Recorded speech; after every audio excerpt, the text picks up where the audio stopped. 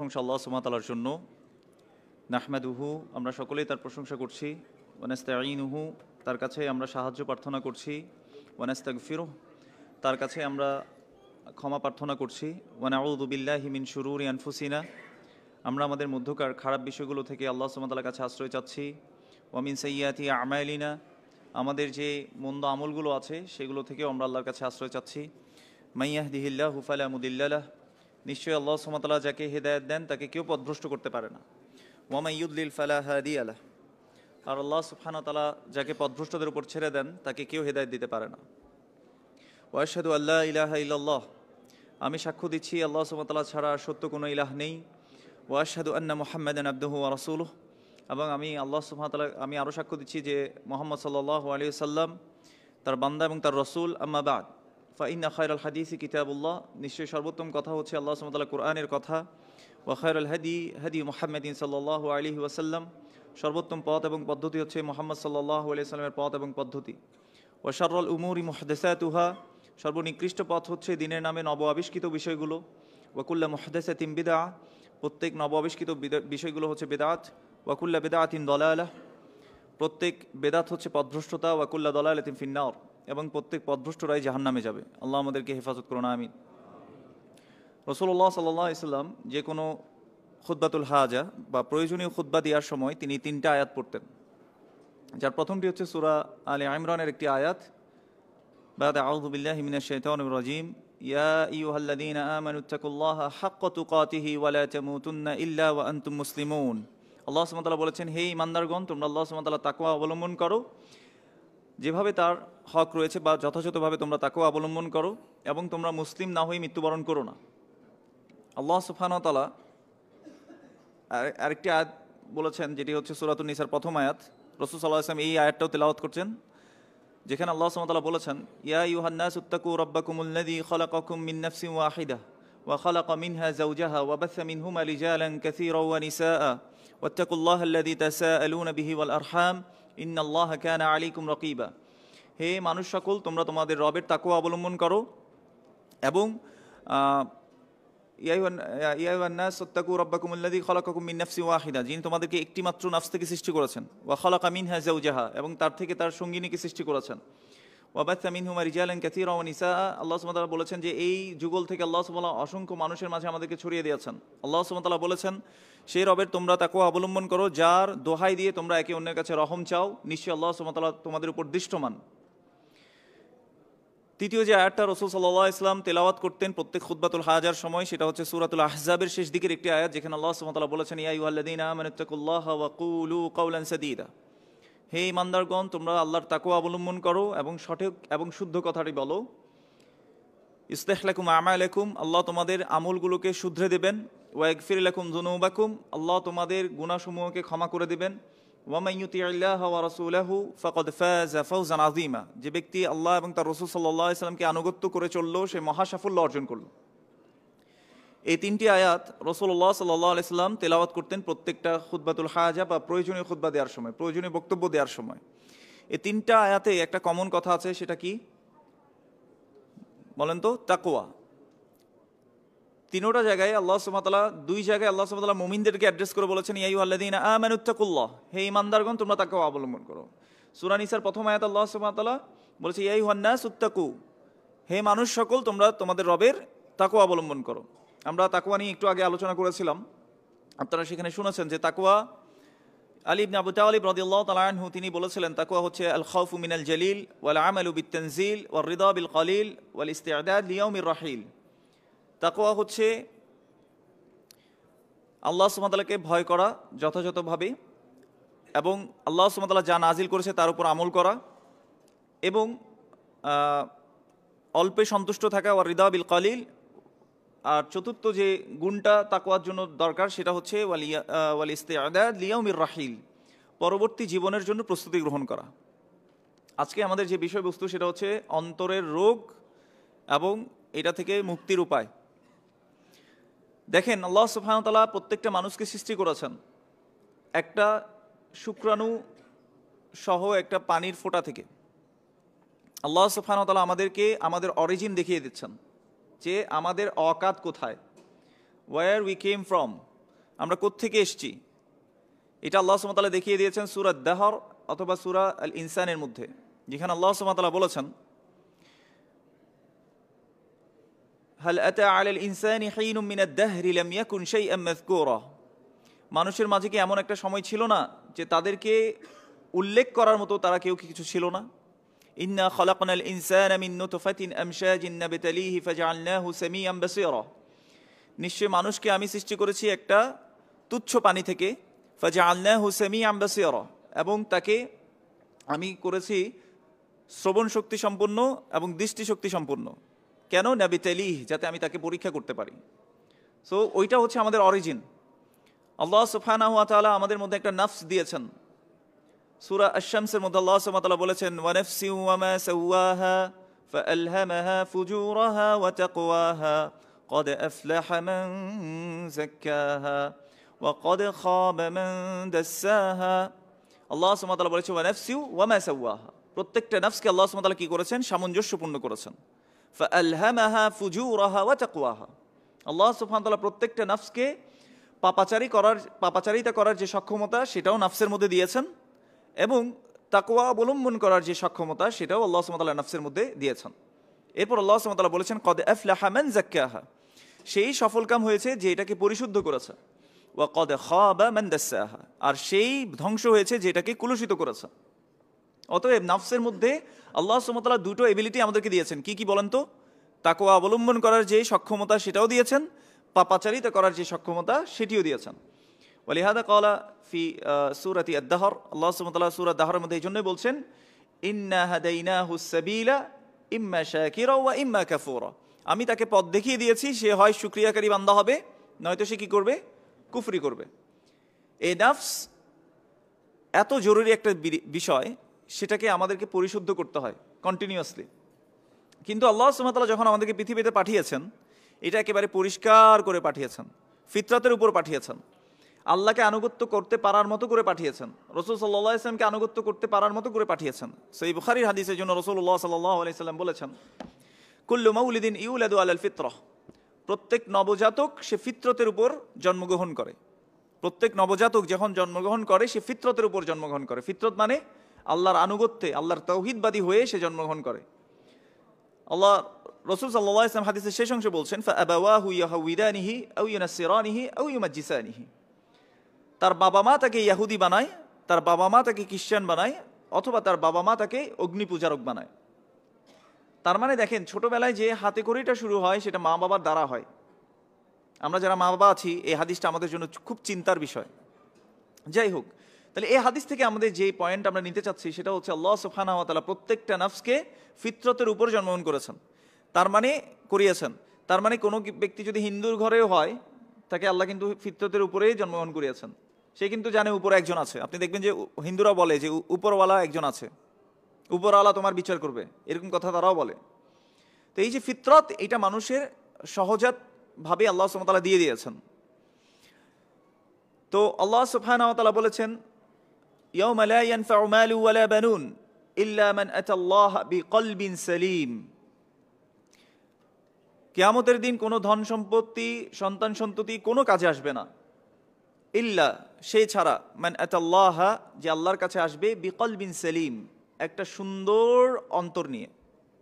অন্তর এত দামি জিনিস। রাসূলুল্লাহ সাল্লাল্লাহু আলাইহি সাল্লাম বলেছেন আলা ইন্না ফিল জাসাদি মুদগাহ, জেনে রাখো মানুষের শরীরে একটা গোশতের টুকরা আছে, ইদা সালুহাত সালাহাল জাসাদু কুল্লুহ, যদি এই গোশতের টুকরা শুদ্ধ হয়ে যায় তার পুরো শরীর শুদ্ধ থাকে, মানে ঠিকভাবে সে কাজকর্ম করে, তার আচার আচরণ কথা ব্যবহার সব কিছু সুন্দর হয়। ওয়া ইদা ফাসাদাত ফাসাদাল জাসাদু কুল্লুহ, আর যদি এই গোশতের টুকরা সেটা যদি পলিউটেড হয়ে যায়, নোংরা কদর্য হয়ে যায়, তখন তার পুরো শরীরটা কদর্য হয়ে যায়, তার আচার আচরণ আমল আখলাক সব কিছু বিশ্রী থাকে, বাজে থাকে, অসুন্দর থাকে। এরপর রাসূলুল্লাহ সাল্লাল্লাহু আলাইহি ওয়াসাল্লাম বলেছেন আলা ওয়াহিয়াল কলব, জেনে রাখো সেটা হচ্ছে কলব। কলব এত দামি জিনিস। আমি আপনাদেরকে যে গুরুত্ব বোঝাতে চাচ্ছি যে কলবের কেন যত্ন নেওয়া দরকার। এই কলব আল্লাহ সুবহানাহু ওয়া তাআলা দেখেন, রাসূলুল্লাহ সাল্লাল্লাহু আলাইহি সাল্লামের হাদিস থেকে আমরা জানতে পাই যে রাসূলুল্লাহ সাল্লাল্লাহু আলাইহি সাল্লাম বলেছেন, ইন্নাল্লাহা লা ইয়ানজুরু ইলা সুয়ারিকুম ওয়ালা ইলা আমওয়ালিকুম ওয়ালাকিন ইয়ানজুরু ইলা কুলুবিকুম ওয়া আ'মালিকুম। নিশ্চয়ই আল্লাহ সুবহানাহু ওয়া তাআলা তোমাদের ধন সম্পত্তি দেখেন না, আল্লাহ সুবহানাহু ওয়া তাআলা তোমাদের বাহ্যিক অবয়ব দেখেন না, তুমি কত সুন্দর করে ড্রেস আপ করেছো, কত সুন্দর করে সেজেছো, আল্লাহ দেখেন না। তোমার কত ব্যাংক ব্যালেন্স আছে, আল্লাহ এটা দেখেন না। ওয়ালাকিন ইয়ানজুরু ইলা কুলুবিকুম ওয়া আমালিকুম, আল্লাহ তোমাদের অন্তরগুলো দেখেন আর তোমাদের আমলগুলোকে দেখেন। আমল সাথে সাথে অন্তর থাকাটাও জরুরি। অন্তরের আমল আছে, যেমন আমরা বুখারীর প্রথম হাদিসটা যদি একটু দেখি, ইন্নামাল আমালু বিন্নিয়াত, প্রত্যেকটা আমল নিয়তের উপর নির্ভরশীল। নিয়ত কোথায় করতে হয়? মুখে নাওয়াইতু আন এভাবে, নাকি এটা অন্তরে করতে হয়? অন্তরের আমল নিয়া, এটা হচ্ছে আমালুল কলব। যেভাবে আমরা তাকওয়ার কথা বলেছি আমালুল কলব, নিয়তে হচ্ছে আমালুল কলব। ওয়া ইন্নামা লিকুল্লি ইমরিইম মা নাওয়া, প্রত্যেক ব্যক্তি তাই পাবে যা সে নিয়ত করেছে। আপনি যদি এখানে আসেন যে আজকে একটু ভাইদের সাথে দেখা টাকা হবে, অনেক দিন পরে, এক সপ্তাহ পরে দেখা হচ্ছে, একটু যাই ঘুরে আসি, তাহলে আপনি তাই পাবেন। আর আপনি যদি আল্লাহর জন্য আসেন, আল্লাহর সন্তুষ্টির জন্য আসেন, কোরআন সুন্নাহ শুনতেই আসেন, তাহলে আপনি তাই পাবেন। ওয়া ইন্নামা লিকুল্লি ইমরিইম মা নাওয়া, প্রত্যেক ব্যক্তি তাই পাবে যা সে নিয়ত করেছে। নিয়ত এটাও হচ্ছে অন্তরের আমল। এজন্য কিয়ামতের দিন কোনো কিছুই কাজে আসবে না শুধুমাত্র সে ছাড়া যে একটা সুন্দর অন্তর নিয়ে আল্লাহর সামনে দাঁড়াতে পারবে। এজন্য অন্তর এত দামি জিনিস। ইয়াউমা লা ইয়ানফাউ মালু ওয়ালা বানুন, সেদিন কোনো ধন সম্পত্তি, সন্তান সন্ততি কোনো কাজে আসবে না, ইল্লা সে ছাড়া মান আতাল্লাহ বিকলবিন সালিম, যে একটা সুন্দর অন্তর নিয়ে আল্লাহর সামনে দাঁড়াতে পারবে। এজন্য রাসূলুল্লাহ সাল্লাল্লাহু আলাইহি সাল্লাম কানা আকসারুদ দুআ ইন নবী সাল্লাল্লাহু আলাইহি ওয়াসাল্লাম, রাসূল সাল্লাল্লাহু আলাইহি সাল্লামের সবচেয়ে পঠিতব্য যে দোয়া ছিল, সেই দোয়াটা হচ্ছে ইয়া মুকাল্লিবাল কুলুব সাব্বিত কলবি আলা দীনিক, হে অন্তরের পরিবর্তনকারী, আমার অন্তরকে আপনার দ্বীনের উপর আপনি প্রতিষ্ঠিত করে দিন। রিয়াদুস সালিহিনে আরেকটা রিওয়ায়াত আসছে যেখানে রাসূলুল্লাহ সাল্লাল্লাহু আলাইহি ওয়াসাল্লামের দোয়া থেকে আমরা জানতে পারি তিনি দোয়া করতেন এভাবে, ইয়া মুসাররিফাল কুলুব সররিফ কুলুবানা আলা তাআতিক, হে অন্তরে পরিবর্তনকারী, আমার অন্তরকে আপনার আনুগত্যের উপর আপনি কি করে দিন? পরিবর্তন করে দিন। তিনি ছিলেন রাসূলুল্লাহ সাল্লাল্লাহু আলাইহি সাল্লাম, যেই রাসূলুল্লাহ সাল্লাল্লাহু আলাইহি সাল্লামকে আল্লাহ নিজে গাইড করেছেন। তিনি আল্লাহ সুবহানাহু ওয়া তাআলা সার্টিফিকেট দিয়ে বলছেন, ইন্নাকা লাতাহদি ইলা সিরাতিল মুস্তাকিম, নিশ্চয় তুমি সরল সঠিক পথের দিকেই মানুষদেরকে হেদায়েত দিয়ে থাকো। তো যে নিজে গাইডেড না, সে অন্যকে গাইড করতে পারবে? তো তিনি গাইডেড, এই জন্য আল্লাহ সুবহানাহু ওয়া তাআলা ওনাকে বলছেন যে তুমি নিশ্চয়ই সরল সঠিক দিকে মানুষদেরকে গাইড করছো, পথ প্রদর্শন করছো তুমি। এভাবে করে আল্লাহ সুবহানাহু ওয়া তাআলা সার্টিফিকেট দিয়েছেন। যাকে আল্লাহ সুবহানাহু ওয়া তাআলা সার্টিফিকেট নিজে দিয়েছেন, সেই রাসূল সাল্লাল্লাহু আলাইহি সাল্লাম তিনি দোয়া করতেন, ইয়া মুকাল্লিবাল কুলুব সাব্বিত কলবি আলা দীনিক, হে অন্তরে পরিবর্তনকারী, আমার অন্তরকে আপনি আপনার দ্বীনের উপর প্রতিষ্ঠিত করে দিন। তাহলে আমাদের কি আরো বেশি বেশি দোয়া করা উচিত না? উম্মে সালামা রাদিয়াল্লাহু আনহা এই দোয়া যখন রাসূল সাল্লাল্লাহু আলাইহি ওয়াসাল্লাম বেশি পড়তেন, তো জিজ্ঞেস করেছেন, ইয়া রাসূলুল্লাহ আমান্না বিকা ওয়া বিমা জিতা বিহি হাল তাখাফু আলাইনা, আপনি যা এনেছেন, যে কোরআন আমাদের কাছে এনেছেন, দ্বীন এনেছেন, আমরা তো সেই দ্বীনের উপর ঈমান এনেছি এবং আপনার প্রতিও আমরা ঈমান এনেছি, হাল তাখাফু আলাইনা, আপনি কি তারপরেও আমাদের উপর ভয় করেন? প্রশ্নটা বুঝতে পেরেছেন? কিসের ভয় বলেন তো? পথভ্রষ্ট হয়ে যাওয়ার ভয়, অন্তর বিকৃত হওয়ার ভয়। এগুলো কি আপনি তারপরেও করেন? যে আমরা তো ঈমান এনে ফেলেছি, আমরা আপনার প্রতি ঈমান এনেছি, কোরআনের প্রতিও ঈমান এনেছি, তারপরেও কি আপনি আমাদের উপর ভয় করেন? রাসূলুল্লাহ সাল্লাল্লাহু আলাইহি ওয়াসাল্লামের উত্তর কি ছিল জানেন? তিনি বলেছেন নাম, হ্যাঁ। এরপর তিনি বলেছেন, ইন্নাল কুলুবা বাইনা উসবুআইনি মিন আসাবিইল্লাহ ইউকাল্লিবুহা কাইফা ইয়াশা, নিশ্চয়ই অন্তরগুলো আল্লাহ সুবহানাহু ওয়া তাআলার আঙ্গুলগুলোর মধ্যে দুই আঙ্গুলের মাঝখানে থাকে। আল্লাহ সুবহানাহু ওয়া তাআলা যেভাবে ইচ্ছা সেভাবে অন্তরগুলোকে কি করে দেন? পরিবর্তন করে দেন, বক্র করে দিতে পারেন, হেদায়েত দিতে পারেন, যেভাবে আল্লাহ সুবহানাহু ওয়া তাআলা চান সেভাবে তিনি করেন। এই জন্য তিনি এই দোয়াটা বেশি করতেন, কারণ অন্তরের মালিক কে বলেন তো? আল্লাহ। অন্তরে কি লুকিয়ে রেখেছি আমরা, এক্স্যাক্টলি কি লুকিয়ে রেখেছি এটাও জানেন কে? আল্লাহ। ইন্নাহু আলিমুম বিযাতিস সুদূর, আল্লাহ সুবহানাহু ওয়া তাআলা কোরআনে অসংখ্য জায়গায় বলেছেন, ইন্নাহু আলিমুম বিযাতিস সুদূর, অন্তরে আমরা কি লুকিয়ে রাখি আল্লাহ এটা জানেন। আমরা একটু আগে আপনাদেরকে খুতবার সময় বলেছিলাম, 1.3 মিলিয়ন ওয়ার্ল্ডকে যদি আপনি রাখতে চান সূর্যের মধ্যে, এটা থেকে যাবে। মানে সূর্য এত বড়, 1.3 মিলিয়ন। আর্থকে যদি আপনি সূর্যের মধ্যে রাখতে চান, এটে যাবে। তাহলে সূর্য কত বড়, এর মধ্যে সৃষ্টি কত বড়, 7 আসমান আল্লাহ সৃষ্টি করেছেন, কত বড়, তাই না? এই এত বড় সৃষ্টির মাঝে আমরা একটা ক্ষুদ্র সৃষ্টি, ক্ষুদ্র পৃথিবীর মধ্যে ক্ষুদ্র সৃষ্টি, সেখানের মধ্যে অন্তরটা আরো ক্ষুদ্র। আর আল্লাহ বলছেন ইন্নাহু আলিমুম বিযাতি সুদূর, অন্তরে আমরা কি লুকিয়ে রাখি আল্লাহ এটাও জানেন। বুঝতে পারছেন আপনারা কথাটা? এই জন্য অন্তর খুব দামি জিনিস। আল্লাহ সুবহানাহু ওয়া তাআলা এই যে নফস বা কলব, এটাকে 3 ভাগে ভাগ করেছেন। কোরআনের বিভিন্ন নাস থেকে, হাদিসের বিভিন্ন নাস থেকে আমরা জানতে পারি, মানে টেক্সট থেকে আমরা জানতে পারি। প্রথমটা হচ্ছে নফসুল মুতমাইন্নাহ, এটা একদম হাই র্যাঙ্কের, হাই গ্রেডের একটা নফস। যেমন ইয়া আইয়াতুহান নফসুল মুতমাইন্নাহ ইরজিই ইলা রাব্বিকি রাদিয়াতাম মারদিয়া ফাদখুলি ফি ইবাদি ওয়াদখুলি জান্নাতি।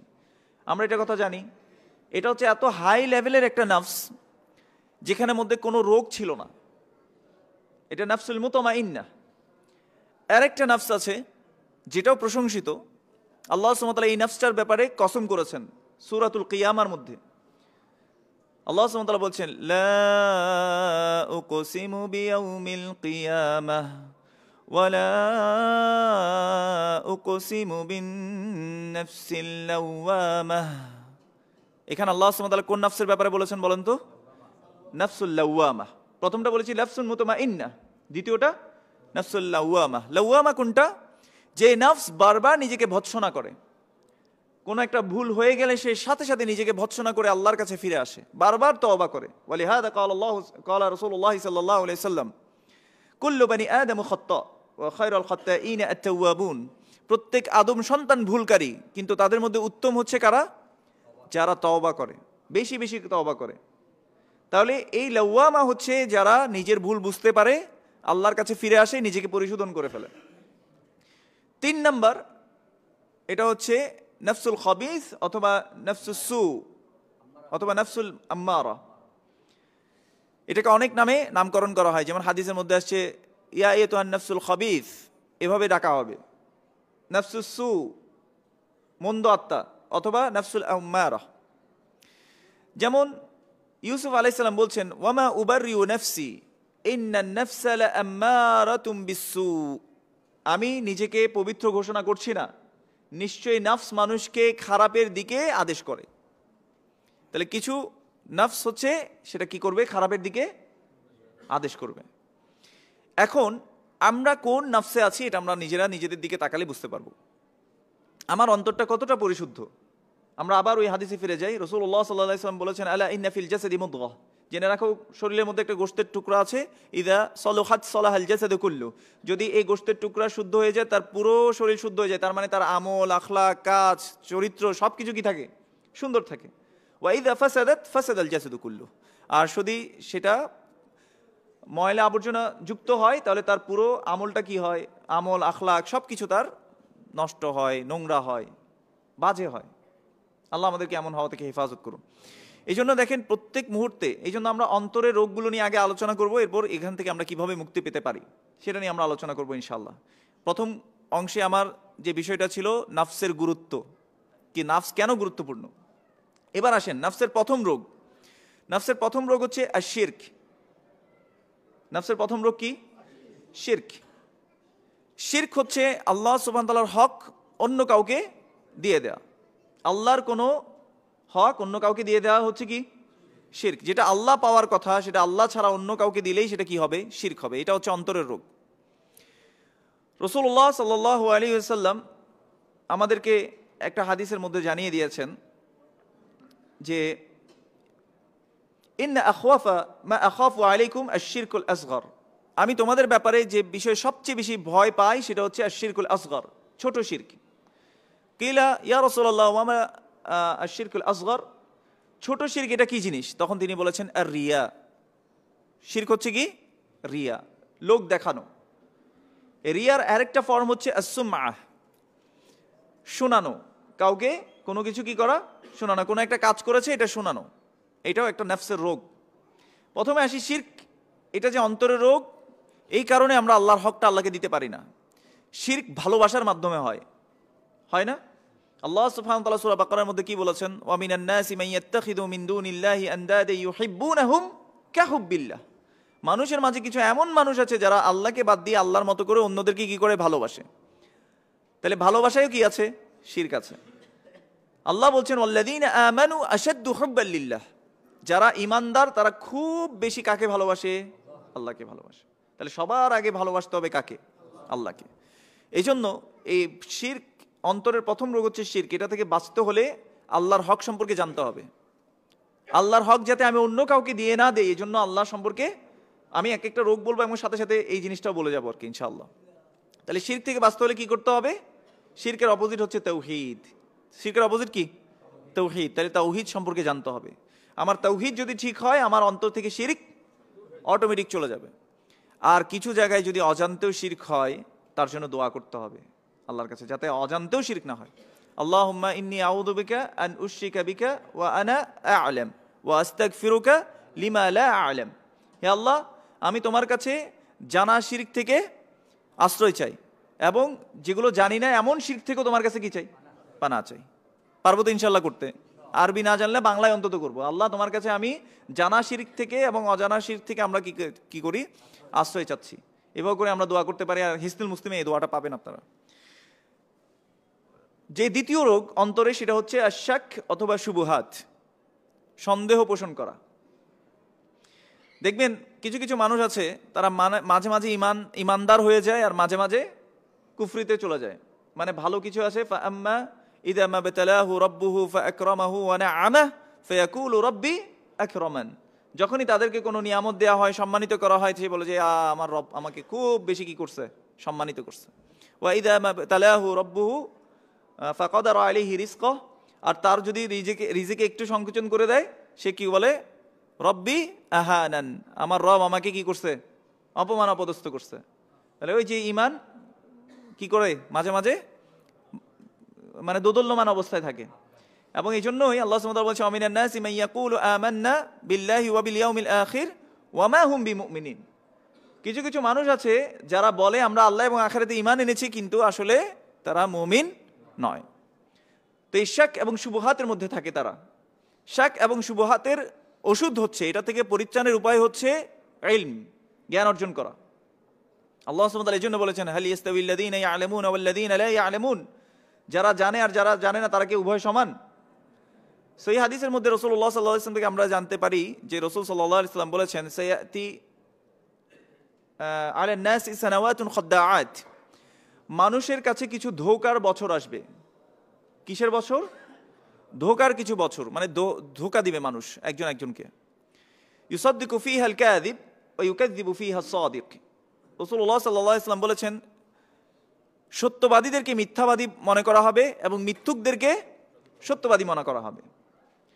ওয়া ইউতামানু ফীহাল খাইন ওয়া ইউখাওয়ানু ফীহাল কাযিব, আমানতদারদেরকে খেয়ানতকারী মনে করা হবে, খেয়ানতকারী হিসেবে গণ্য করা হবে, এবং খেয়ানতকারীদেরকে আমানতদার হিসেবে গণ্য করা হবে।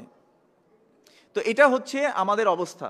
আজকে আমরা এই দ্বিধাদ্বন্দ্বে পড়ে গেছি, শুবহাত শাক এগুলোর মধ্যে পড়ে গেছি। তো কি করতে হবে?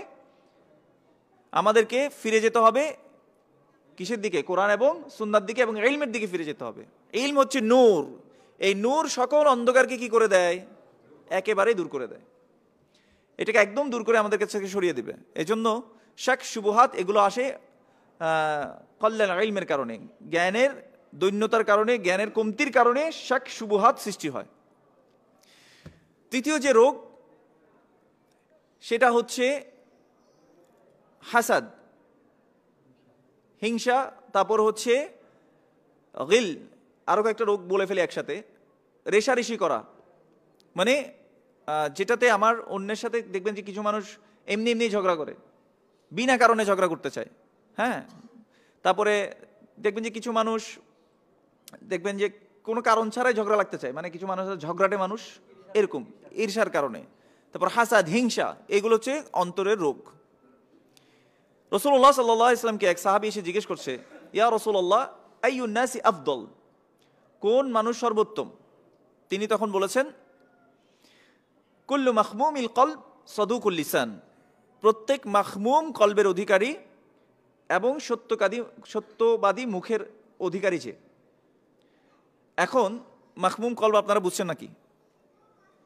সত্যবাদী মুখ বুঝছেন? এটা তো বোঝা যায়, সাহাবারা বুঝছেন। সাহাবারা বলছেন রাসূল সাল্লাল্লাহু আলাইহি ওয়াসাল্লামকে সাদুকুল লিসান নারিফুহু, আমরা তো সত্যবাদী মুখ যার আছে, মানে প্রশ্নটা কি ছিল, সবচেয়ে উত্তম মানুষকে। তো তিনি কয়টা গুণ বলছেন? দুইটা। প্রথমটা হচ্ছে মাখমুম কলব যার আছে, কলবটা মাখমুম, আর দ্বিতীয়টা হচ্ছে সাদুকুল লিসান, সত্যবাদী মুখ যার আছে। এখন সাহাবারা জিজ্ঞেস করলেন, ইয়া রাসূলুল্লাহ সাদুকুল লিসান নারিফুহু, আমরা তো সত্যবাদী মুখ যার আছে, যে সবসময় সত্য বলে, মিথ্যা বলে না, এই হচ্ছে সত্যবাদী মুখ যার আছে, সেই ভালো মানুষ, এটা তো বুঝলাম। ফামাদা মাখমুমুল কলব, কিন্তু মাখমুম করতে হয় তার কয়েকটা গুণ থাকতে হয়। তিনি বলেছেন প্রথমটা আত-তাকি আন-নাকি লা ইসমা ফিহি ওয়ালা বাগিয়া ওয়ালা গিল্লা ওয়ালা হাসাদ। এই 6টা গুণ যে অন্তরের মধ্যে আছে সেটা হচ্ছে মাখমুম কলব। একটা একটা করে আসি। আত-তাকি, তাকওয়াবান অন্তর, যার অন্তরটা তাকওয়াবান। ওই যে একটু আগে বললাম যে তাকওয়া আমালুল কলব, যার অন্তরটা সর্ব অবস্থায় আল্লাহ কি ভাবছেন, আল্লাহ কি রাগ করবেন কিনা, আল্লাহ সন্তুষ্ট হবেন কিনা, এই চিন্তায় বিভোর থাকে যে কোনো কথা কাজের পূর্বে, সেটা হচ্ছে আত-তাকি। এটা তো বোঝা গেছে। 2 নম্বর আন-নাকি, পরিষ্কার। কেমন পরিষ্কার? আল্লাহ রাসূল সাল্লাল্লাহু আলাইহি ওয়াসাল্লাম এটা আবার একটু ব্যাখ্যা করার জন্য এর পরের শব্দটা বললেন, লা ইসমা ফিহি, সেখানে কি নাই, কোনো গুনাহ নাই। এখন আপনার মাঝে চিন্তা আসতে পারে যে গুনাহ ছাড়া অন্তর, এটা কি আছে নাকি? কেউ এরকম আসতে পারে না প্রশ্নটা? গুনাহ ছাড়া অন্তর আছে নাকি কারো? আমাদের অন্তরে গুনাহ চিন্তা আসে না? তো গুনাহ ছাড়া অন্তর কেমনে হয়, ইনশাআল্লাহ এটা বলবো। তারপরে বলছে ওয়ালা বাগিয়া, এই অন্তরের মধ্যে কোনো বাড়াবাড়ি নাই। আপনি দেখবেন যে কিছু বিষয় নিয়ে মানুষ এত বাড়াবাড়ি করে, এই বাড়াবাড়ির কারণে সে কখন যে দিন থেকে নিজেই বের হয়ে যায় বুঝতে পারে না। একটা উদাহরণ দেই, আমি আরেকবার একটা কোন জায়গায় জানি দিয়েছিলাম। এক ভাই এত কোরআনের ফলোয়ার, মানে বুঝতে পারছেন কিনা, মানে এত বেশি কোরআনকে সে মানতে চাচ্ছে। তো কোরআনের মধ্যে দেখবেন যে ওই যে দুপুরের সময়ে মা বাবার রুমে যাওয়া নিষেধ, বা বাইরে থেকে কেউ আসলে, মানে বাইরে থেকে কাউকে আসা নিষেধ করেছেন আল্লাহ সুবহানাহু ওয়া তাআলা। তো এরকম রাতের বেলা, মানে যখন বিশ্রাম করে সেই সময়টাতে যাতে এসে ডিস্টার্ব না করে, এরকম কথা বলা হয়েছে। তো রাতের বেলা ওনার শাশুড়ি আসছে ওনার বাসায়, তো বলতেছে না এটা কোরআনের আয়াতের বিপরীত আমল হবে, তো শাশুড়িকে আর ঢুকতে দেয়নি। বুঝছেন কি না? তো এত বেশি বাড়াবাড়ি, মানে কোন একটা বিষয় ধরেছে, এটাকে বাড়াবাড়ি করতে করতে এমন অবস্থায় নিয়ে গেছে যেটা আসলে সত্যিকার অর্থে দিন না। কিন্তু এর জন্য রাসূলুল্লাহ সাল্লাল্লাহু আলাইহি ওয়াসাল্লাম কি বলেছেন, ইন্নাদ-দীনা ইউসরুন ওয়া মা ইউশাদ্দাদ-দীনা আহাদুন ইল্লা গালাবা, আও কামা ক্বালা আলাইহিস সালাতু ওয়াস সালাম, যে দিন হচ্ছে সহজ, যে ব্যক্তি দিনের উপর কঠোরতা অবলম্বন করবে, দিন তার উপর বিজয়ী হয়ে যাবে। তার মানে সে কখন যে দিন থেকে বের হয়ে যাবে সে নিজেও বুঝতে পারবে না। তাহলে তার মধ্যে কি থাকবে না? কোনো বাড়াবাড়ি থাকবে না। আমরা কিন্তু উত্তম মানুষের গুণ নিয়ে আলোচনা করছিলাম। প্রথমটা কি বলেন তো? আত-তাকি, তাকওয়াবান অন্তর। আন-নাকি, পরিষ্কার অন্তর। কেমন পরিষ্কার? লা ইসমা ফিহি, কোনো গুনাহ সেখানে নাই। ওয়ালা বাগিয়া, সেখানে কোনো বাড়াবাড়ি নাই। যেটা যেভাবে আসছে সেটা সেভাবেই সে আমল করে, এর চেয়ে বাড়াবাড়ি সে করে না। যেমন রাসূলুল্লাহ সাল্লাল্লাহু আলাইহি ওয়াসাল্লাম, আরেকটা ঘটনা বলি আপনাদেরকে, বাড়াবাড়ির আরেকটা উদাহরণ। আমাদের চট্টগ্রামে একটা মসজিদ ছিল, তো ওই মসজিদে রাসূল সাল্লাল্লাহু আলাইহি ওয়াসাল্লাম তার জীবদ্দশায় তারাবির সালাত পড়েছেন 3 দিন জামাত সহকারে। ওই মসজিদে 3 দিনের বেশি তারাবির সালাত পড়া হতো না জামাতে। কেন বলেন তো? তারা বলছে যে না, রাসূলুল্লাহ সাল্লাল্লাহু আলাইহি ওয়াসাল্লাম 3 দিনের বেশি পড়েন নাই, আমরাও পড়বো না। এখন রাসূল সাল্লাল্লাহু আলাইহি ওয়াসাল্লাম তো বলেছেন, আলাইকুম বিসুন্নতি ওয়া সুন্নাতিল খুলাফায়ে রাশিদিন আল মাহদিয়িন, তোমাদের উপর আবশ্যক হচ্ছে আমার সুন্নাহকে আঁকড়ে ধরা এবং খুলাফায়ে রাশিদিন যে সুন্নাহ আছে সেটাকেও আঁকড়ে ধরা। এখন খুলাফায়ে রাশিদিনরা কি 3 দিনের বেশি পড়েছিলেন কিনা? হ্যাঁ, পড়েছেন। কারণ ওদের আমাদের পাওয়া যাচ্ছে। এখন ওরা এত বেশি বুঝে ফেলছে, তো বলতেছে যে না, 3 দিনের বেশি আমরা পড়বো না। এইটা বাড়াবাড়ি। বলে বাকি এই বাড়াবাড়ি থাকা যাবে না অন্তরের মধ্যে। তারপরে 5 নাম্বার ওয়ালা গিল্লা, এই যে রেশারেশি, হুদায় কামে ঝগড়া করে কিছু মানুষ, এই গুণ তার মধ্যে, বদগুণটা তার মধ্যে থাকবে না। 6 নাম্বার ওয়ালা হাসাদ, কোনো হিংসা সে অন্তরে থাকবে না। এই গুণে গুণান্বিত হতে পারলে আমরা উত্তম মানুষ হতে পারবো, অন্তরে পরিশুদ্ধি আসবে। এবার বলি যে গুনাহ ছাড়া অন্তর কিভাবে হয়। তিরমিজির হাদিস থেকে আমরা জানতে পারি যে রাসূলুল্লাহ সাল্লাল্লাহু আলাইহি সাল্লাম বলেছেন, ইন্নাল আবদা ইযা আখতাআ খাতিআতান নুকিতাত ফি কলবিহি নুকতাতুন সাউদা ফাইযা হুয়া নাযআ ওয়াস্তাগফারা ওয়া তাবা সুকিলা কলবুহু ওয়া ইন আদা যিদা ফিহা রাসূলুল্লাহ সাল্লাল্লাহু আলাইহি সাল্লাম বলেছেন, ইন্নাল আবদা, যখনই কোনো বান্দা, ইদা আখতা খাতিআতান, কোনো গুনাহ যদি সে করে ফেলে, নুকিতাত ফি কলবিহি নুকতাতুন সাউদা, তার অন্তরের মধ্যে একটা কালো ডট পড়ে এভাবে। এই যে আপনি কলম দিয়ে দেখবেন যে কাগজের উপর যদি একটা ডট ফেলেন না, যেভাবে দাগ পড়ে, এভাবে একটা দাগ পড়ে। কে বলেছেন? রাসূলুল্লাহ সাল্লাল্লাহু আলাইহি ওয়াসাল্লাম। কেন? দেখেন, আপনার অন্তর কিন্তু সাফ করে আল্লাহ আপনাকে পাঠিয়েছেন। ওই যে কুল্লু মাউলিদিন ইউলাদু আলাল ফিতরাহ, প্রত্যেকটি নবজাতককে আল্লাহ সুবহানাহু ওয়া তাআলা ফিতরতের উপর পাঠিয়েছেন। তো আল্লাহর রাসূল সাল্লাল্লাহু আলাইহি ওয়াসাল্লাম বলেছে, ইন্নাল আবদা ইযা আখতা খাতিআতান নুকিতাত ফি কলবিহি নুকতাতুন সাউদা, সে যখন কোনো পাপ করে তার অন্তরের মধ্যে একটা কালো দাগ পড়ে। ফাইদা হুয়া নাযা ওয়াস্তাগফারাত ওয়া তাবা সুকিলা কলবুহু, সে যদি ওই গুনাহটা ছেড়ে দেয়, আল্লাহর কাছে ক্ষমা চায়, মাফ চায় এই গুনার জন্য, এবং ফিরে আসে তওবা করে, সুকিলা কলবুহু, তার অন্তরকে আবার পরিষ্কার করে দেওয়া হয়। তাহলে এবার বুঝতে পেরেছেন লা ইসমা ফিহি কিভাবে হয়? গুনাহ তো হয়ে যেতে পারে, কিন্তু সে সাথে সাথে আল্লাহর কাছে কি হয়ে যেতে পারে, সাথে সাথে তওবার মাধ্যমে ফিরে আসতে পারে। এটা হচ্ছে লা ইসমা ফিহি, এটা হচ্ছে আন-নাকি, পরিষ্কার অন্তর। এটাই হচ্ছে নাফসুল লাওয়ামা, যেটার ব্যাপারে আল্লাহ কসম করেছেন। এবার দেখেন, ওয়া ইন আদা জিদা ফিহা, কিন্তু সে যদি এই গুনার মধ্যে বারবার ফিরে যায়, গুনাতে বারবার রত থাকে, এই কালো দাগ বাড়তে থাকে, মানে কালো দাগ পড়তে পড়তে পড়তে পড়তে এটা বাড়তে থাকে। হাত্তা তা'লুয়া কলবুহু ওয়া হুয়া রান, রাসূল সাল্লাল্লাহু আলাইহি ওয়াসাল্লাম বলেছেন তার অন্তর একটা ঝংকারযুক্ত অন্তর হয়ে যায়। তারপর তিনি আয়াত তেলাওয়াত করলেন, কাল্লা বাল রানা আলা কুলুবিহিম মা কানু ইয়াকসিবুন, কখনো নয়, তারা যা হাতে কামাই করেছে এর কারণেই তাদের অন্তরটা কি হয়ে গেছে? ঝংকারযুক্ত হয়ে গেছে। তার মানে আপনি যত গুনাহ করবেন তত অন্তরে এটা কি হবে? প্রভাবিত হতে থাকবে। আল্লাহ আমাদেরকে হেফাজত করুন। এজন্য অন্তরকে পরিষ্কার করতে হবে কিভাবে? আল্লাহর দ্বীনের দিকে ফিরে যেয়ে, তওবার মাধ্যমে, ইস্তিগফারের মাধ্যমে। এভাবে আমরা কি করতে পারি? নিজেদেরকে পরিশুদ্ধ করতে পারি। এবার বলি, অন্তরের রোগ হাসাদ, হিংসা। হিংসা কি জিনিস? সহজ ভাষায় যদি বলতে চান, অন্যের ভালো দেখে নিজের সহ্য না হওয়া। বুঝতে পেরেছেন কিনা? মানে ও কেন পাবে? যেমন দেখবেন যে কেউ কেউ আপনার সাথে একসাথে পাশ করেছে, সে একটা ভালো চাকরি পেয়েছে আর আপনি পান নাই, আর বলতেছে না ও কেন পাবে, ও তো পাওয়ার কথা না। আবার মনে করেন যে আপনার ক্লাসে যে ব্যাক বেঞ্চার ছিল সে অনেক টাকার মালিক হয়ে গেছে, এখন আপনি হিংসায় মরে যাচ্ছেন যে ও কেন পাবে, আপনি সহ্যই করতে পারতেছেন না। মানে অন্যের ভালো দেখে নিজের সহ্য না হওয়া, এটাই হচ্ছে হিংসা, আর এটা হচ্ছে অন্তরের রোগ। এই হাসাদ, এটা অন্তরের রোগ। আল্লাহ আমাদেরকে এটা থেকে হেফাজত করুন, আমিন। এটা থেকে বাঁচতে হলে কি হবে? ইমানের দিকে ফিরে আসতে হবে, ইমানের দিকে ফিরে আসতে হবে। যেমন আল্লাহ, রাসূল সাল্লাল্লাহু আলাইহি ওয়াসাল্লাম আমাদেরকে বলেছেন, লা ইউমিনু আহাদুকুম হাত্তা ইউহিব্বা লিআখিহি মা ইউহিব্বু লিনাফসিহি, তোমাদের ততক্ষণ পর্যন্ত কেউ ইমানদার হতে পারবে না যতক্ষণ না সে তার ভাইয়ের জন্য তাই পছন্দ করে যা তার নিজের জন্য পছন্দ করে।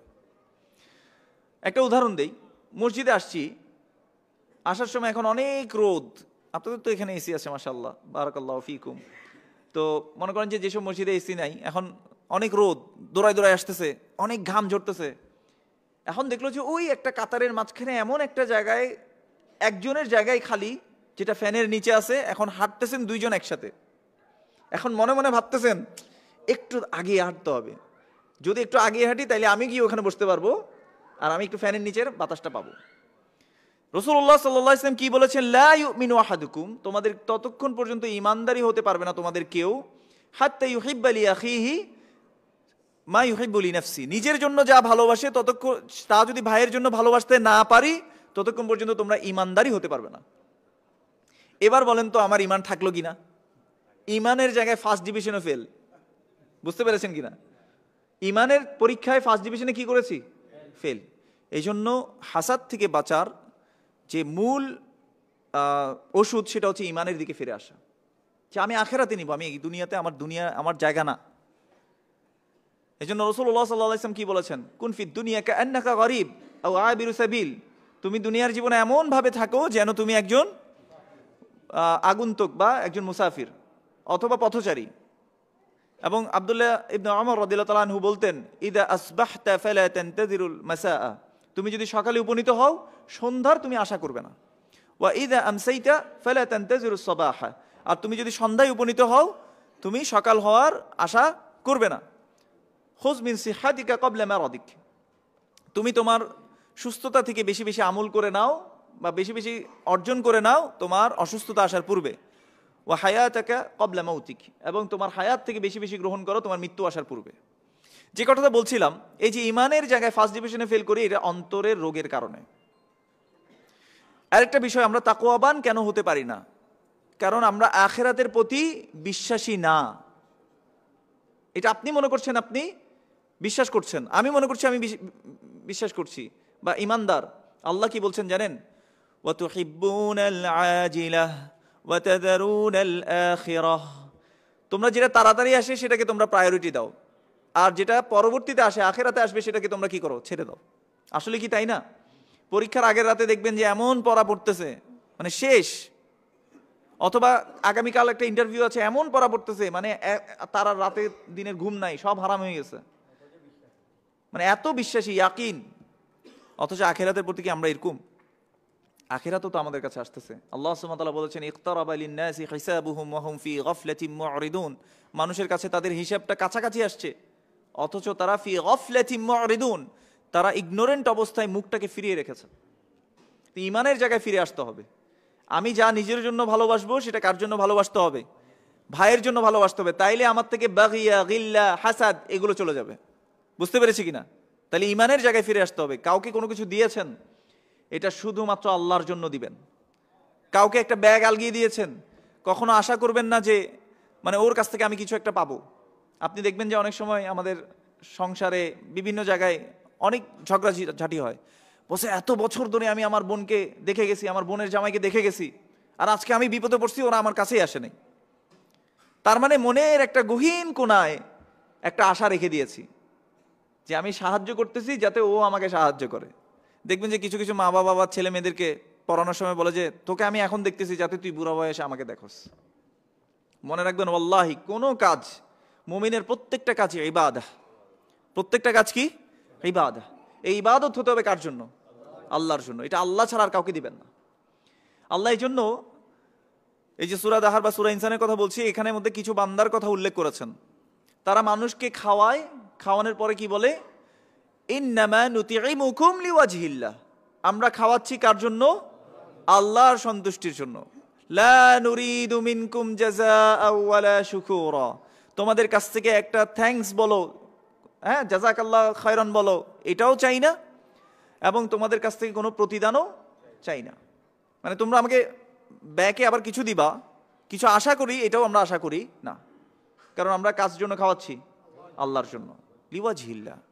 এই জন্য কোনো ভাইকে, বন্ধুকে, যাকে সাহায্য করছেন কার জন্য করতে হবে? মনের গহীন কোণায় আশা রাখা যাবে, তাইলে এখানেই শিরক হয়ে যাবে। বুঝতে পেরেছেন কিনা? মানে এটা আমি করতেছি আল্লাহও লাগে বিল্লাহও লাগে, যদি এরকম বলেন আপনি, তাহলে আপনার কি দুনিয়াও শেষ, আখিরাতও শেষ। আল্লাহ আমাদেরকে হেফাজত করুন। এই জন্য কাউকে যদি কোনো কিছু করেন, সাহায্য করছেন, কার জন্য করবেন? আল্লাহর জন্য। এই বান্দাদের জন্য আল্লাহ রাসূল সাল্লাল্লাহু আলাইহি ওয়াসাল্লাম একটা সুসংবাদ দিয়েছেন, আল্লাহু ফি আউনিল আবদি মা কানা আল আবদু ফি আউনি আখিহি। আল্লাহ বান্দার ততক্ষণ সাহায্য করতে থাকে, বান্দা যতক্ষণ তার ভাইয়ের সাহায্য করতে থাকে।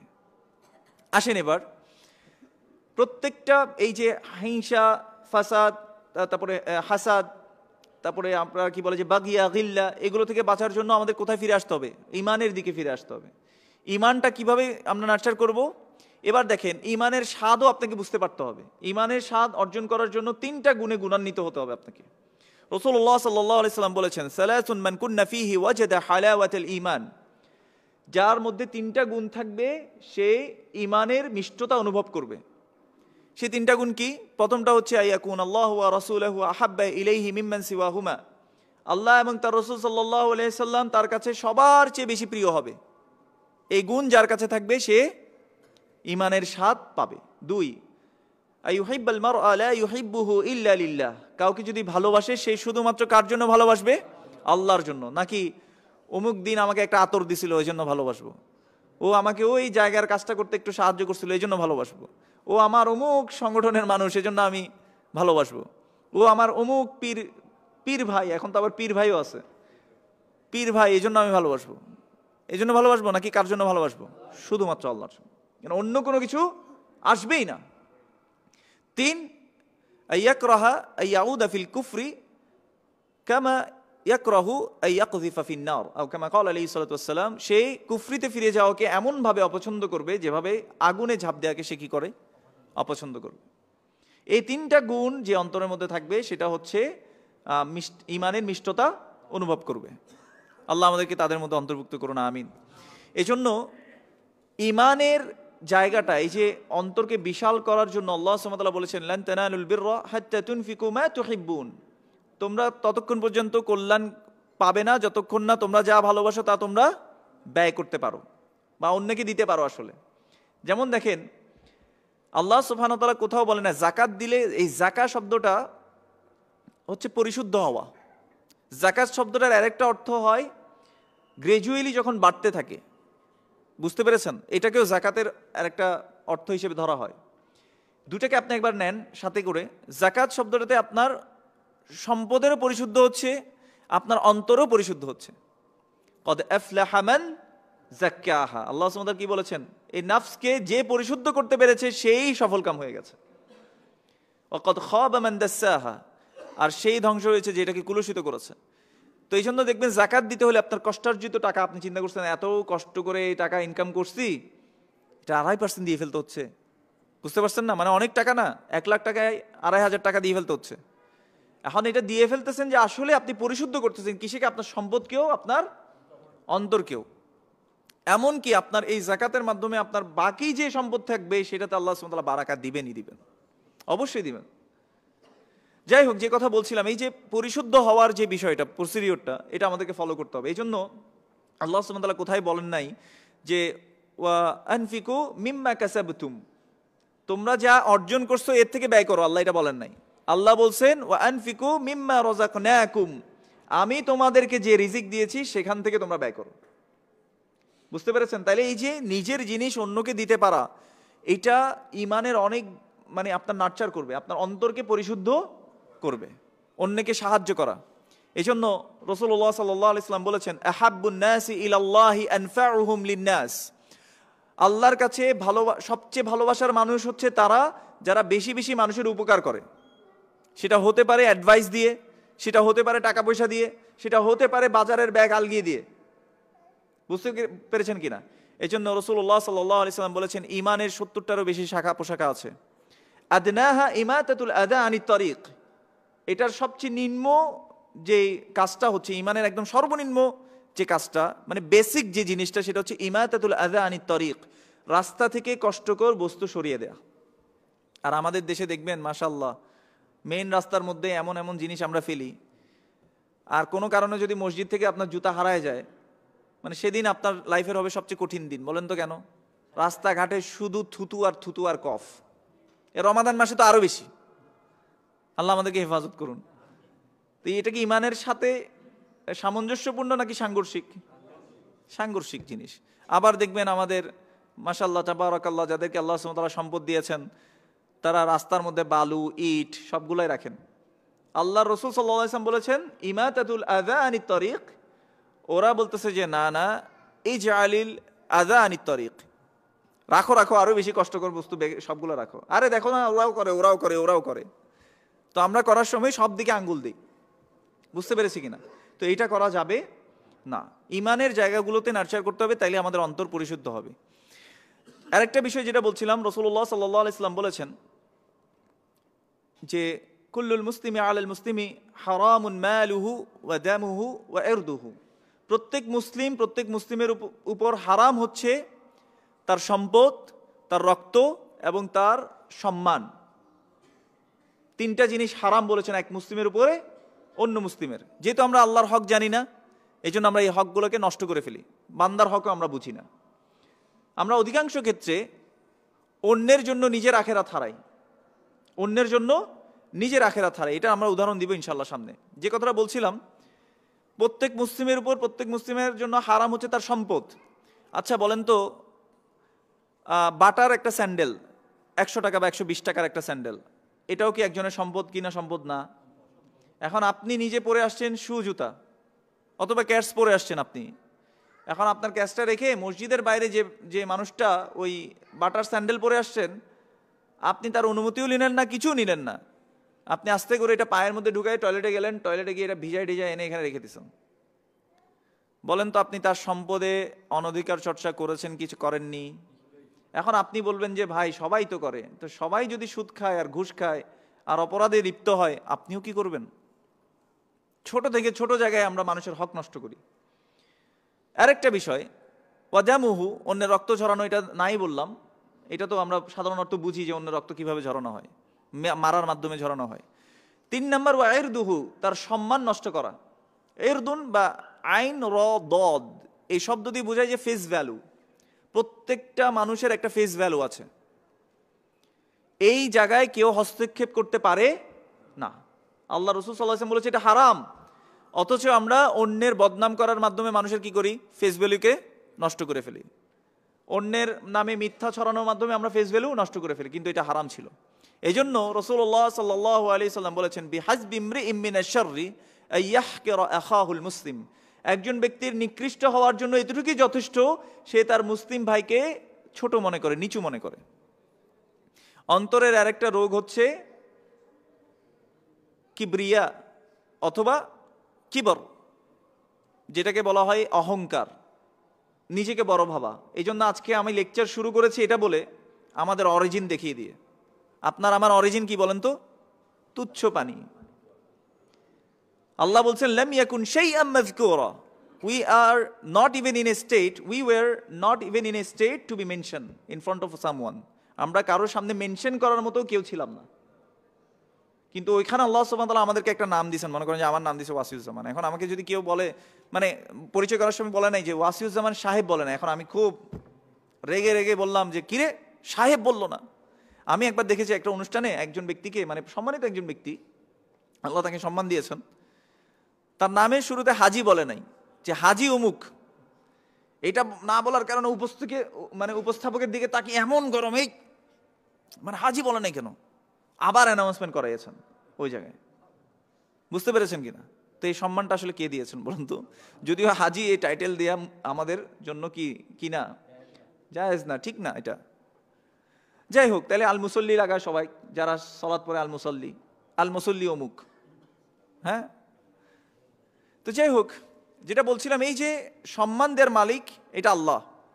কুলিল্লাহুম্মা মালিকাল মুলক তুতিল মুলকা মান তাশা ওয়া তানজিউল মুলকা মিম্মান তাশা ওয়া তুইজ্জু মান তাশা ওয়া তুযিল্লু মান তাশা বিয়াদিকাল খায়র। আল্লাহ বলতে শিখিয়ে দিয়েছেন, বলো যে সকল মালিকদের মালিক কে? আল্লাহ। তুতিল মুলকা মান তাশা, আল্লাহ যাকে ইচ্ছা তাকে মালিকানা দেন। ওয়া তানজিউল মুলকা মিম্মান তাশা, যার কাছ থেকে ইচ্ছা তার কাছ থেকে মালিকানা ছিনিয়ে নেন। ওয়া তুইজ্জু মান তাশা, যাকে ইচ্ছা তাকে তিনি সম্মান দেন। ওয়া তুযিল্লু মান তাশা, যাকে ইচ্ছা তাকে তিনি কি করেন? অপমান অপদস্থ করেন। এটা বলতে বলছেন আল্লাহ তুমি দাও এগুলো, বিয়াদিকাল খায়র, তোমার হাতে সকল কল্যাণ, এটা আল্লাহ বলতে শিখিয়ে দিয়েছেন। তাই যাই হোক, তো এই যে নিজেকে বড় ভাবা, এই বড় ভাবার প্রথম রোগ আসছিল শয়তানের কাছে। যখন তাকে বলা হয়েছিল উসজুদু, যে তুমি সিজদা করো, তখন সে বলেছিল যে আনা খায়রুম মিনহু, আই এম বেটার দেন হিম, আমি তার থেকে উত্তম। আদম থেকে সে নিজেকে কি ভাবছে? উত্তম ভাবছে। আবার যুক্তিও দিছে, লজিক দিছে, কিন্তু এমনি এমনি মানে উত্তম বলে নাই। বলছে যে খলাকতাহু মিন তিন ওয়া খলাকতানি মিন নার, আমাকে তো তুমি আগুন থেকে বানিয়েছো আর তাকে তো তুমি মাটি থেকে বানাইছো, then equals to I am better than him. মানে এটার কি দাঁড়াইলো? যে আমি তার থেকে উত্তম। এই যে নিজেকে উত্তম ভাবা, এটা ছিল শয়তানের গুণ। এটা যার মধ্যে থাকবে তারও অন্তরে রোগ আছে। যেমন দেখেন, আমরা মনে করি যে আমাদের কিবর নাই, আমাদের অহংকার নাই। যখন কিবর সম্পর্কে জিজ্ঞেস করা হলো রাসূলুল্লাহ সাল্লাল্লাহু আলাইহি ওয়াসাল্লামকে, ইয়া রাসূলুল্লাহ ওয়ামাল কিবর, অহংকার কি? তিনি তখন দুটো শব্দ বলেছেন, বাতারুল হক ওয়া গামতুন নাস। অন্য রিওয়ায়াতে এভাবে আসছে সাফাহুল হক ওয়া গামসুন নাস, সত্য থেকে বিমুখ থাকা। অহংকারের প্রথম লক্ষণ কি? সত্য থেকে বিমুখ থাকা, মানে সত্যের মেনে না নেয়া বা সত্যকে প্রত্যাখ্যান করা। 2 গমতুন নাস অথবা গমসুন নাস, মানুষকে হেয় মনে করা। মানুষকে কি মনে করা? হেয় মনে করা ইন এনি ওয়ে। কারো টাকা কম, আপনি তাকে হেয় মনে করছেন। কেউ একটু দেখতে সুন্দর না, আপনি তাকে হেয় মনে করতেছেন। অথবা কেউ একটু রিক্সা চালায়, আপনি কি বলেন এই রিক্সাওয়ালা। আর একটা উদাহরণ দেই, এই যে আপনি তাকে ছোট মনে করলেন, এটাই অহংকার। আপনি আবার একটু ভালো বুঝেন, কোরআন সুন্নাহও মনে করেন যে ভালো বুঝেন আপনি, আরেকজন একটু কম বুঝে, আরে জাহেল জাহেল মুরাক্কাব, আপনি এভাবে করে একেবারে ধুয়ে দিচ্ছেন, তাই না? এটাও অহংকার। জ্ঞানের কারণে অহংকার হয়। অনেকে দেখবেন যে মাস্টার্স ডিগ্রি অথবা পিএইচডি ডিগ্রি আছে, আরেকজনের নাই, তো বলতেছে যে আরে এরা কি, এর তুচ্ছ ভাবা। রাসূল সাল্লাল্লাহু আলাইহি ওয়াসাল্লাম বলেছেন এটাই কিবর।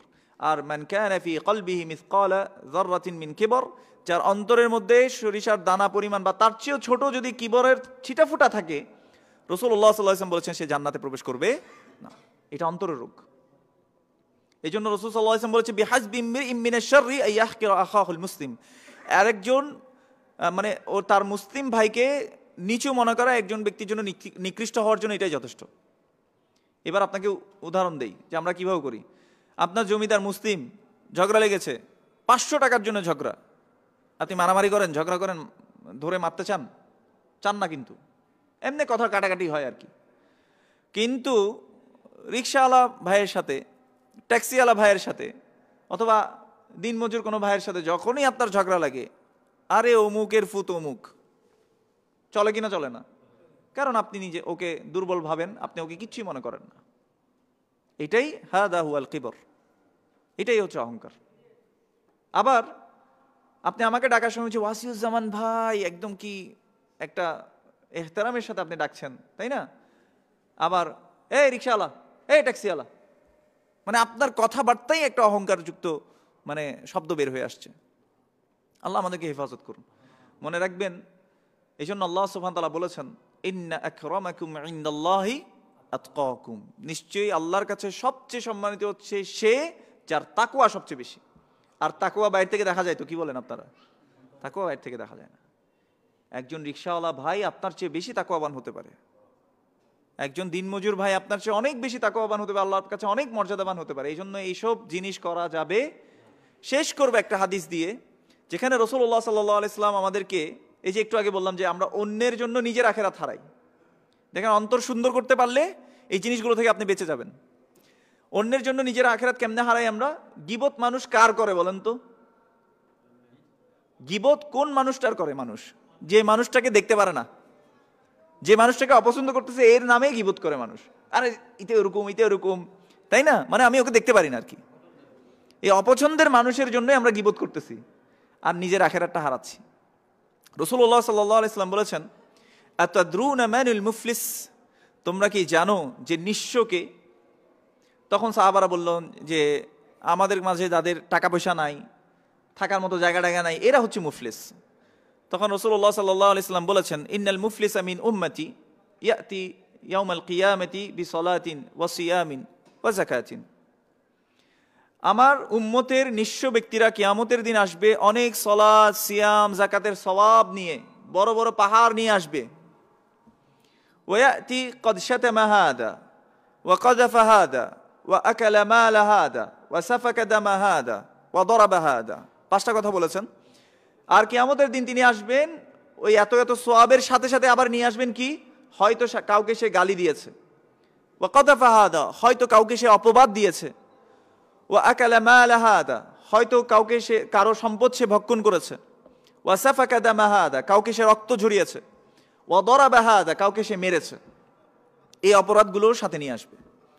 তারপর কি করা হবে? এই ব্যক্তির হাসানাত, পাহাড় সম পরিমাণ হাসানাত থেকে অমুকদেরকে দিয়ে দেওয়া হবে, যাদেরকে সে গালি দিয়েছিল, সম্পদ খেয়েছিল, অপবাদ দিয়েছিল, রক্ত ঝরিয়েছিল, মেরেছিল, এদের সবাইকে তার সওয়াব নিতে নিতে নিতে নিতে যখন কমে যাবে, রাসূলুল্লাহ সাল্লাল্লাহু আলাইহি ওয়াসাল্লাম বলেছেন ফা ইন ফানিয়াত হাসানাতুহু উখিযা মিন খাতায়াহুম ফাতুরিহা আলাইহি, যখন তার হাসানাতগুলো সবগুলো শেষ হয়ে যাবে, তখন আরও কিছু মানুষ থেকে যাবে যাদের সে হক নষ্ট করেছিল, এদের সবার গুনাহগুলোকে আল্লাহ সুবহানাহু ওয়া তাআলা নিবেন, নিয়ে তার উপর ছুঁড়ে মারা হবে। সুম্মা তুরিহা ফিন্নার, এরপর ওই ব্যক্তিকে আল্লাহ সুবহানাহু ওয়া তাআলা জাহান্নামে অপমান অপদস্থ করে নিক্ষেপ করবেন। এবার চিন্তা করে দেখেন যে অন্যের জন্য নিজের আখিরাত হারাবেন কিনা।